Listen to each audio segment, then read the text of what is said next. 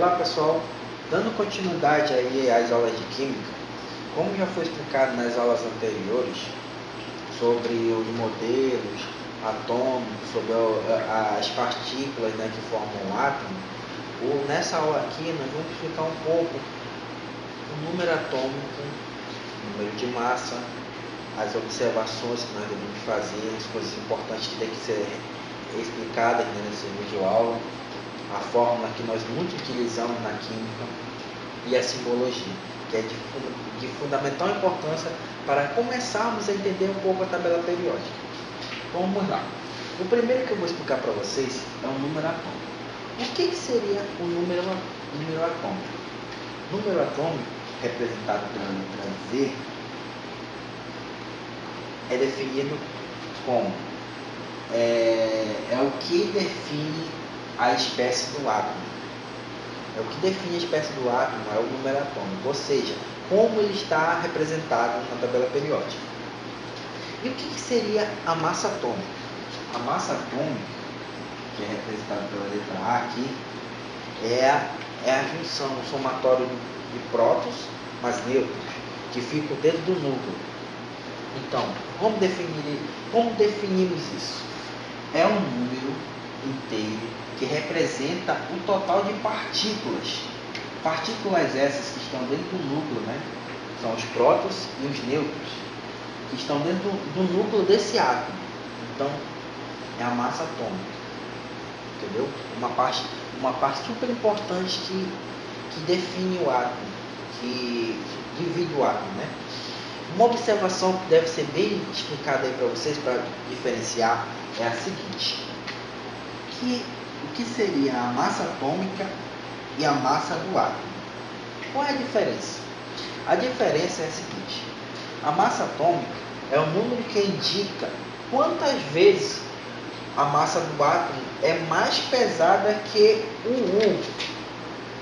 O Uzinho aqui, ó. U. O que seria o U?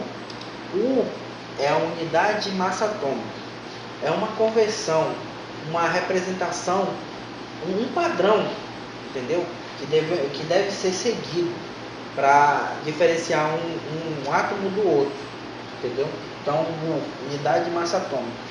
E professor, o que seria a massa do átomo? A massa do átomo é a junção, como foi explicado aqui, ó. Massa do átomo é a junção dos prótons mais nêutrons. O tamanho, o peso, né, do átomo que está dentro do núcleo. Então, é a somatória das massas das partículas que o compõe esse átomo.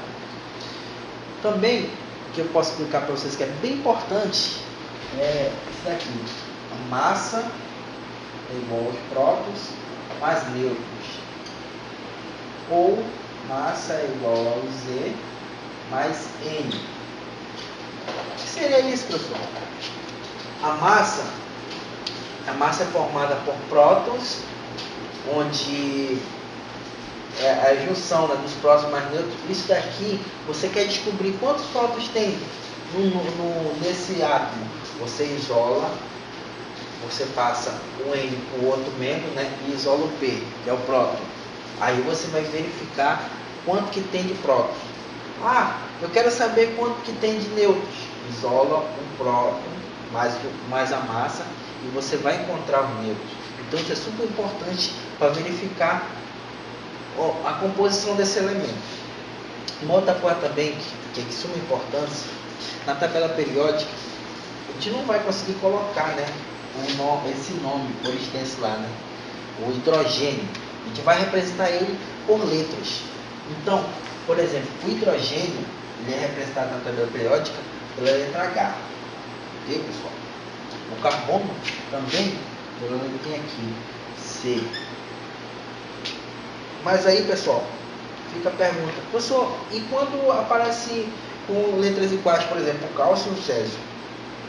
Não te preocupa, é tranquilo. Por exemplo, o primeiro que a gente vai colocar lá é a letra C, representando o Czinho, e o A, mas na letra minúscula.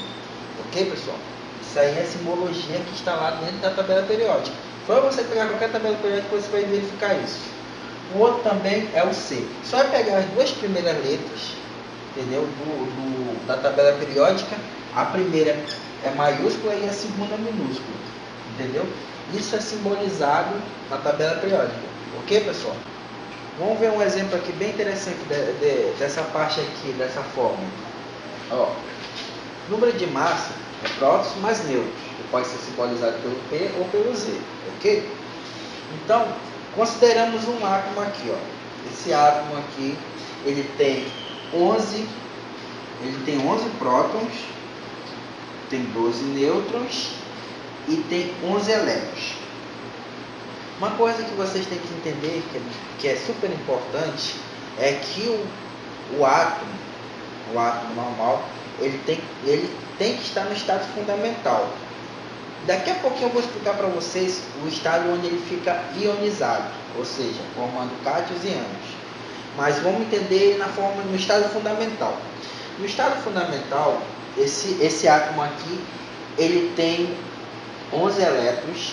Aí eu quero saber desse átomo, que ele tem 11 elétrons, 12 prótons e 12 nêutrons. Digamos que na fórmula, eu quero saber um desses daí.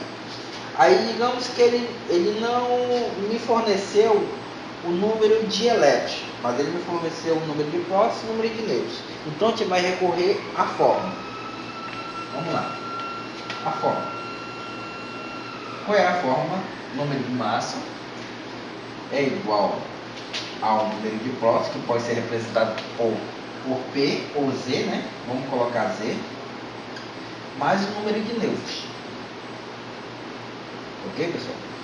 Aí digamos que ele não me deu o número de prótons. Ele não me deu esse valor. Então o que seria o prótons? Eu não sei o número de prótons. Então o que eu vou fazer? Eu pego a massa, que é a soma de prótons mais nêutron, menos, né, que eu vou transferir para o outro membro, o N, né, que é o nêutron, é igual ao Z. Ok? Então vamos lá.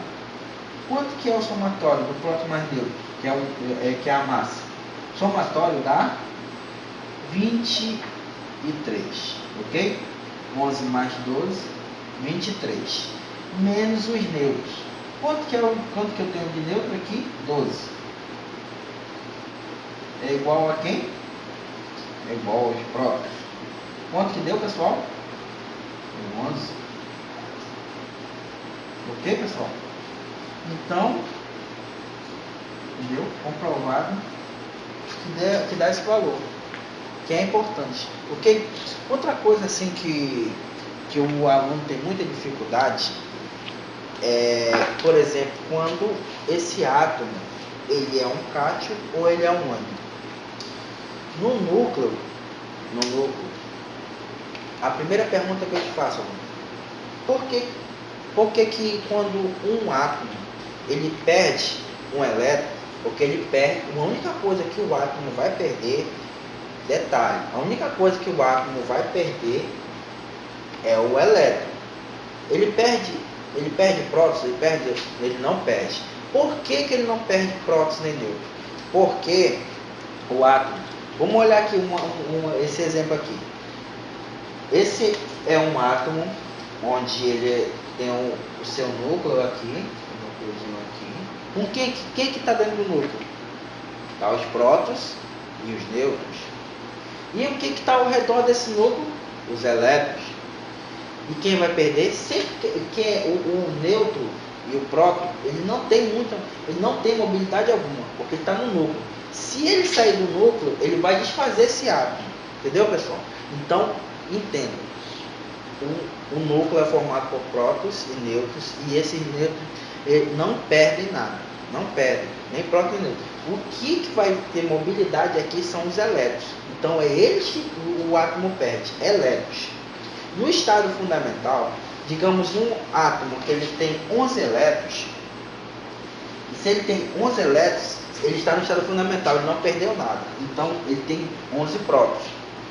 Entendeu? Se ele estiver na forma iônica, ou seja, na forma de cátion ou de ânion, ele não vai perder, mas ele vai perder elétrons.